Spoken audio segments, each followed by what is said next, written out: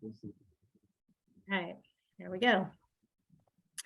So welcome, thank you for being here. I'm Tamara McFarland, and the purpose of this session, which I'm hoping will be 1 hour from 1 to 2, is to begin to orient our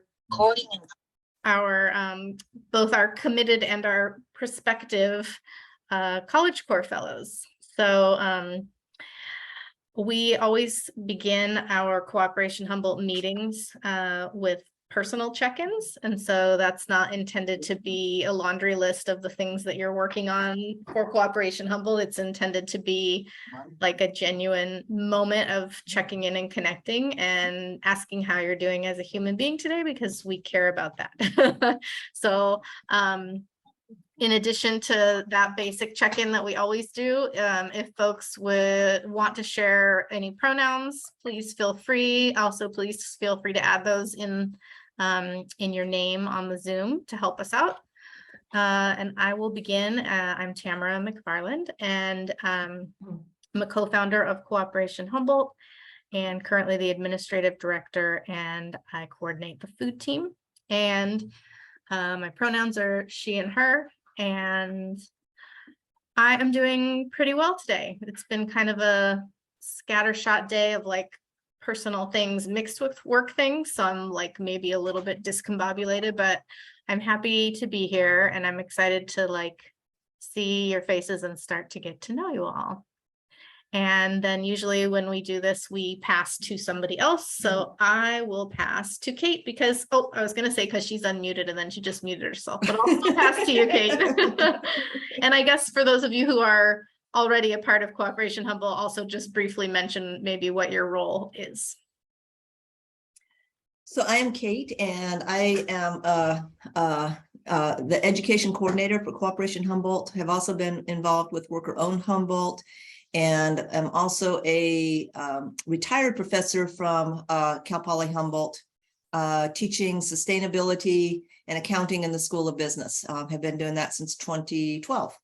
And I am doing well today. I just got home just a couple of minutes ago from taking care of a friend's garden while she's caring for her mother who had some surgery done in Texas. And so a girlfriend and I went down and watered and weeded her place. And it was nice to spend some time outside, but there were a lot of mosquitoes today, which was unusual. And I got all sorts of bites. So I might need to take a really quick break and go get some stuff to put on my mosquito bites. But I'll stay and listen to the check-ins and then go do that.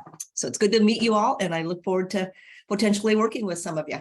And one other thing, the education circle met last night for kind of one of our monthly meetings, and we have all sorts of potential ideas for our College Corps members that are going to be working with us on that, and hopefully we'll have a chance to explain those possibilities, potentials.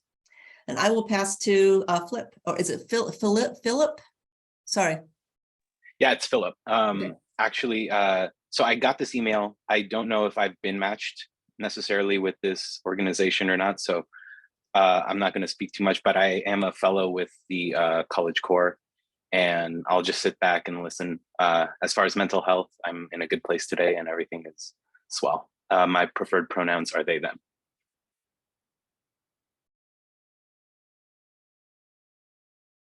Oh, and I guess I'd like to pass it off to someone, and that's going to be Lorna.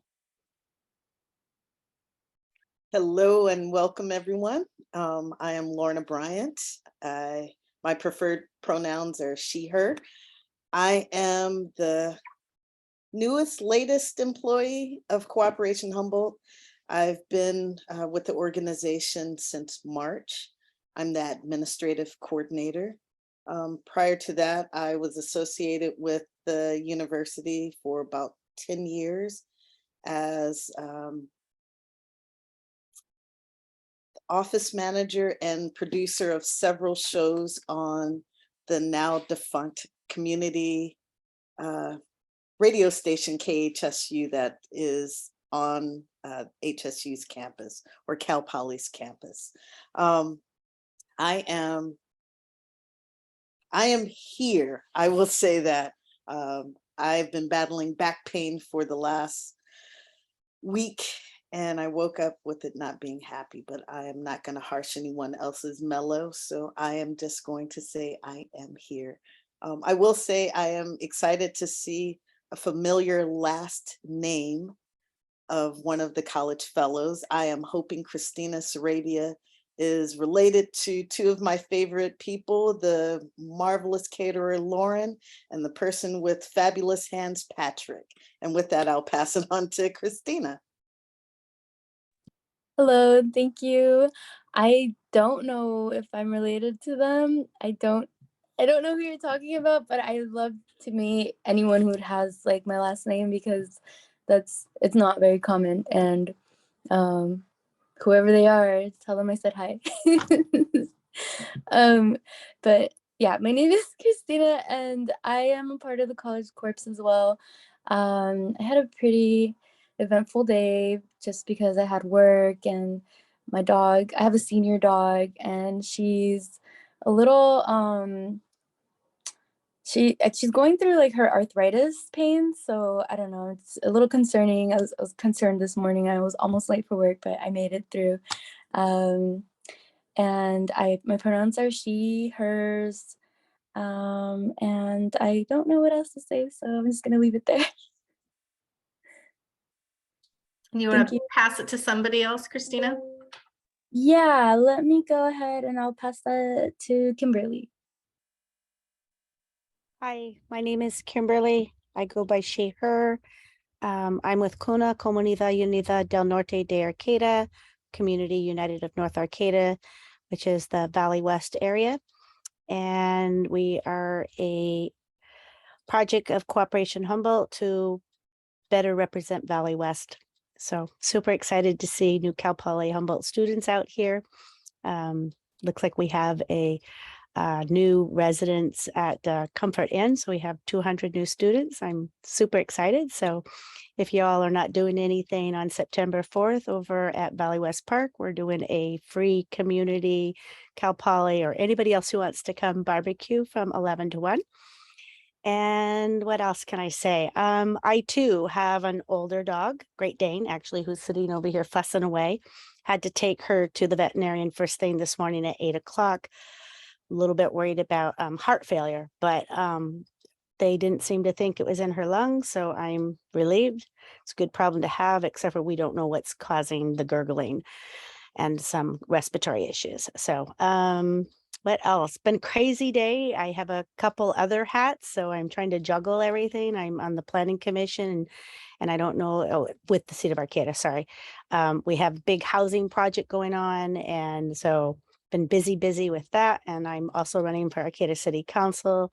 So, and we're doing a big bike rodeo on Sunday. So if you aren't doing for anything for that, at Carlson Park over by Tractor Supply, it's free. It's from noon to 4, and we're going to be giving away all kinds of wonderful goodies.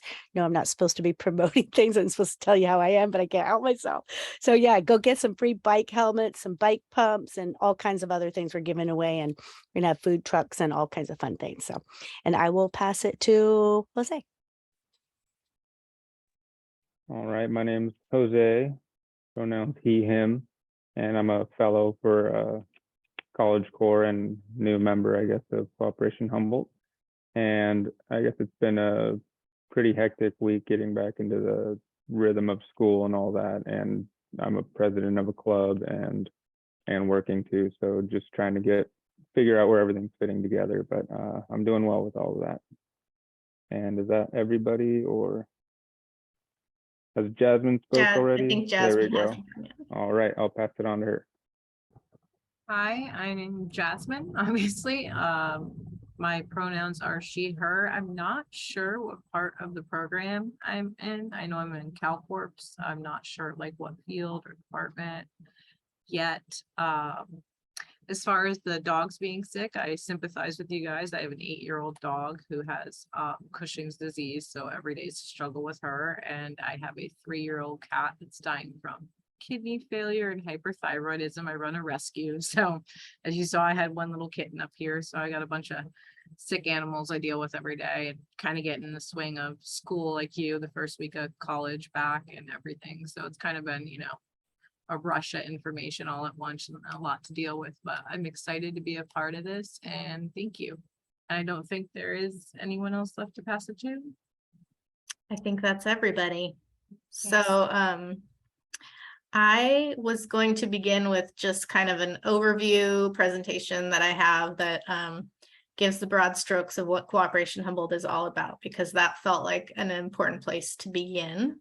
So I'll run through that and try to remember to pause for questions now and then. If I forget to pause and you have a question, feel free to put it in the chat. I'll just dive right in.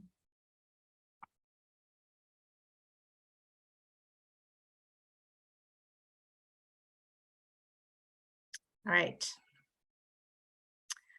So this is what we're all about. Cooperation Humboldt exists to build a regenerative solidarity economy in this region and to empower residents to meet their collective needs in harmony with nature without exploiting anyone or harming the planet. We have a set of beliefs that we're very explicit about. And the first one is that our current institutions are fundamentally racist, sexist, and class oppressive, and that this is a result of social, political, and economic systems that incentivize domination and exploitation of women, people of color, and poor, homeless, disabled, queer, undocumented, and indigenous people. This little diagram shows what we believe to be kind of the four interlocking foundations of the problematic part of society that we're dealing with right now. And we like to actually name them explicitly because that's how we can begin to dismantle them and replace them. We also do believe and explicitly state that capitalism is an economic system based on exploitation and oppression, and it will and already is destroying the planet and its inhabitants if we do not shift to a cooperative and sustainable economic system. On the more positive side, we do also believe that it's possible to create new institutions that are based on cooperation, love, compassion, and kindness, and that this system can be capable of supporting every person with a good quality of life. And so this little diagram kind of illustrates the what we would like to replace the former system with going forward and how we might transform. And as the inclusion of cooperation in our name might indicate, we are strong believers that we must support other groups that are doing grassroots organizing and groups that are training organizers and building long-term strategies to resist fascism and create new models for a joyous and collaborative future. And finally, we do believe that we can work with folks and other organizations, even if they don't explicitly believe every single one of these things exactly to the T, but it is important to us to name these things and to be clear and transparent with people in the community about what we're all about. We talk about a solidarity economy a lot, and that being kind of what our goal is to create. And so we like to take a moment to talk about what that means. And one of the leading scholars and thinkers and workers in that area is Emily Kawano. And she defines a solidarity economy as a global movement to build a just and sustainable economy. It's not a blueprint theorized by academics in ivory towers. Rather, it's an ecosystem of practices that already exist, some old, some new, some still emergent, that are aligned with solidarity economy values. There's already a huge foundation upon which to build. The solidarity economy seeks to make visible and connect these siloed practices in order to build an alternative economic system broadly defined for people and planet. And I'll just pause there for a minute, and I'm just curious to break up my monologue here. I wonder if any of my colleagues might like to give a few tangible examples when we talk about the fact that it is an ecosystem of practices, some of which already exist and some of which are being built. Kate, Lorna, Kimberly, can you chime in and name a few examples of those to maybe make a little bit more tangible what we mean when we talk about a solidarity economy?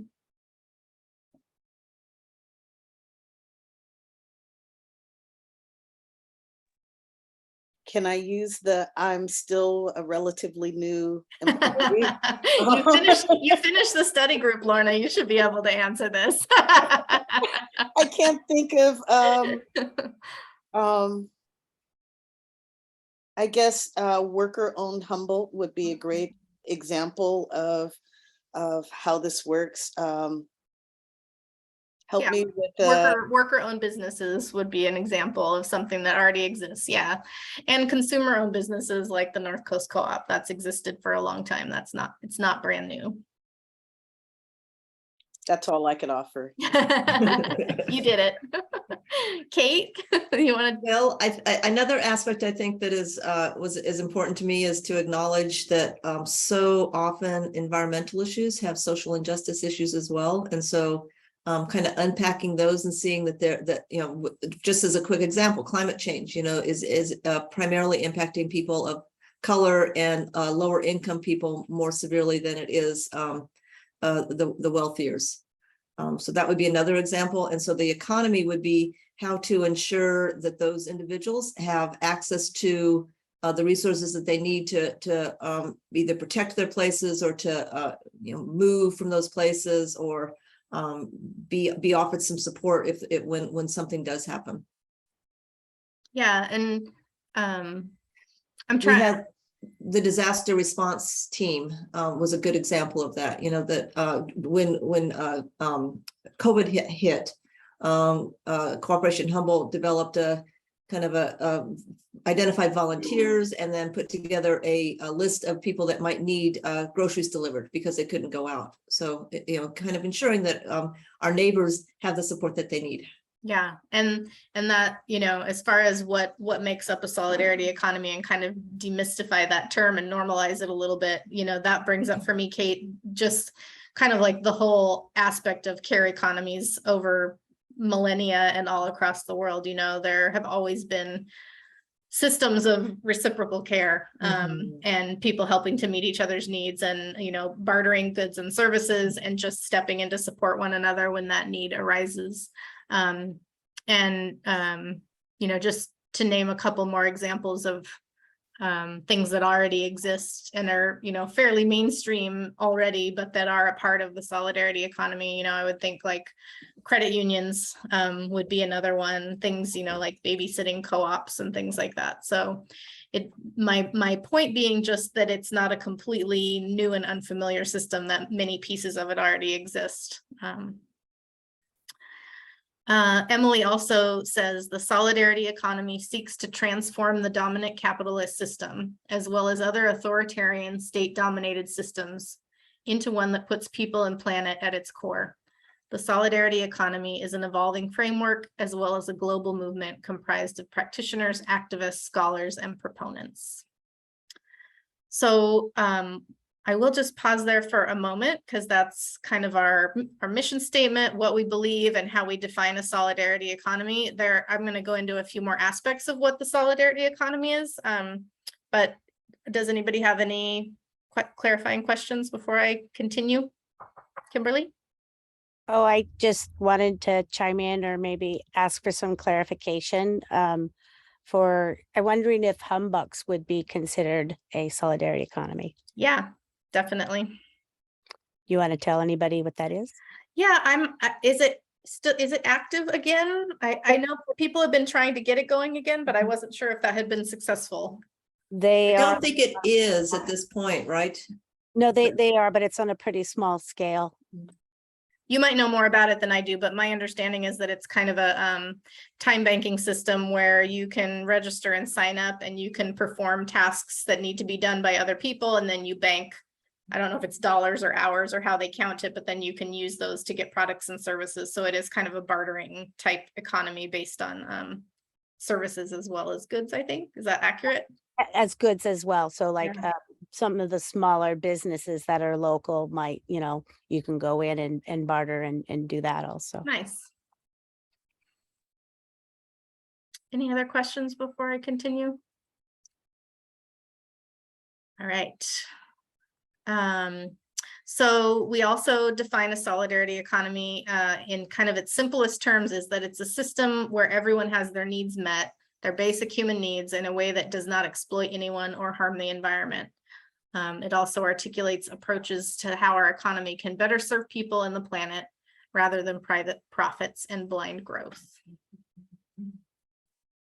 And we have, this is also from Emily Kawano, but there are basically 5 principles of a solidarity economy. I'll just go through those quickly. The first is pluralism, which means that there are many paths to the same goal and that there is no fixed blueprint we can follow. So there are no secret hidden instructions on a gold script somewhere that we're going to dig up and find the answers. Like, we are creating them as we go, and other populations all across the world are creating them as they go, and what they create isn't going to look like what we create, but there can be synergy and there can be learning from one another, and then individual approaches, you know, based on the bioregion and the circumstances where we are. The second is solidarity, which includes a range of social interactions grounded in collective practices such as cooperation, mutualism, sharing, reciprocity, altruism, love, caring, and gifting. The third is equity. We have to oppose all forms of oppression, imperialism and colonization, racial, ethnic, religious, LGBTQ, patriarchy, and cultural discrimination. The fourth is sustainability, which draws heavily on Indigenous perspectives of living in harmony with nature and with each other. And we uphold the principles of sustainability and regeneration. And finally, participatory democracy. So solidarity economy embraces a participatory democracy by enabling decision-making and action to be as local as possible, providing ways for people to participate directly in decision-making about their communities and the things that affect them. So, beginning to move from theory to practice, this is a little diagram of kind of the structure of Cooperation Humboldt. Our leadership circle is made up of our board of directors and our staff collective and our core team. We are a little bit unique as a nonprofit in that we are a worker-directed nonprofit, meaning that whereas most nonprofits tend to be top-down and hierarchical with the board being at the top, our decision-making and our power structure is much more horizontal between the staff collective and the board of directors. The staff is empowered to make many more decisions than in most nonprofits, which is a pretty cool thing. And you can find this on our webpage, but we'll take a quick look. This lists who we are, beginning with our board of directors and continuing on to our staff. And then some of our core team of volunteers. And for those of you who do end up signing on as College Corps participants with Cooperation Humboldt, we would love to add you to that page as well. So if you have a headshot that you'd like to send with a very short bio, we would love to get you added to that page. So lots of theory, and I'm a very tangible person, so I like to get to the part where we talk about what we actually do. This is our attempt to capture graphically all of our various work and projects and areas that we are engaged with. So we've kind of set out to create this list of what we think are basically need to be inalienable human rights.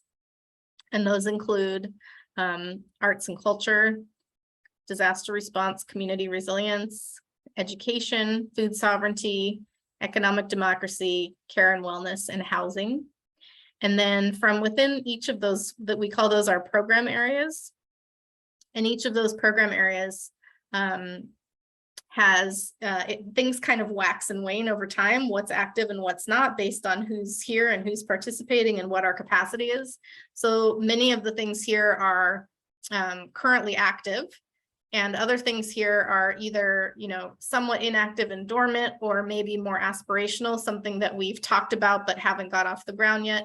So those types of things are designated with the little dotted line, whereas the ones with the solid line and the color are the things that are more currently active right now. And you can find this diagram if you go to our website. It's cooperationhumboldt.com, and you just click on programs at the top if you'd like to look at it more later. And then I'll zoom in for a moment. I know that some of you are working with our food sovereignty team, and just to zoom in and give an example, our food team is based on the conviction and the understanding that nutritious and culturally appropriate food is a fundamental human right, and that no one should ever be in a position to go without food because of lack of wealth or income. So from that ideological perspective, we've created a variety of different projects. So food sovereignty is the program area, and then there are projects within the program area. And for food, that includes mini gardens, where we deliver free small garden setups to low-income families, and we work with them to get it completely set up and planted out and mentor them to have success with their garden. Another project is the Jardín Santuario, which is the sanctuary community garden on the corner of 11th and F Streets in Arcata. We work very closely with Centro del Pueblo on that project. We offer periodic workshops and garden tours. We just hosted our 2022 edible garden tour. We had 6 participating gardens, and about 100 people passed through and did self-guided tours and got inspiration and education about growing food at home. Every year in the winter, we plant free community fruit trees. So these are made available to people who will plant them in publicly accessible locations. They can be private homes if they're in the front yard, or they can be schools, churches, community spaces. And the people who receive the trees sign an agreement that they will make the fruit as it becomes available. They will make it available to anybody who's passing by or in need. So that's another way that we're actually working to tangibly return the region to a regenerative, life-sustaining food forest like it was prior to colonial contact.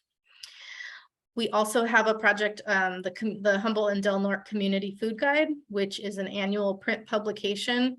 It's a magazine that you can find on newsstands at the co-ops and at the farmers markets and a variety of other locations throughout the community. It contains directories of all the local food producers, food education resources for gardening and preserving food, a whole bunch of articles related to food justice, highlighting Indigenous perspectives in particular. And we have our little free pantry program, where we have installed about 25 or 30 little small pantries in neighborhoods to help facilitate sharing, resource sharing, and interdependence in micro communities. I'm gonna skip some of this later stuff. So this presentation is a little bit more geared just to the general public, not to College Corps, but just talking about volunteering, joining a study group, and making a donation. I guess that's all I have here. So I will stop my share as soon as I can uncover the button. Oop, that wasn't it.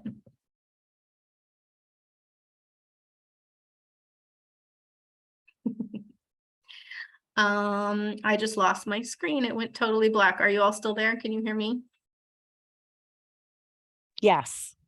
Yes, I Okay. guess you can't see a nod. I can't see anything. My screen just went totally dark and I don't know why. So I'll open it up for questions on just the overview part, I guess, that I've presented, and then we can move on in more toward what might be next steps for College Corps folks.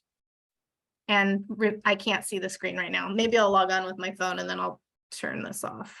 So what you could do is, since she can't see your hand, you can popcorn around, or if you put your hand up, I'll call on you. If you have any particular questions while she's logging in. All's quiet on the front, no hands.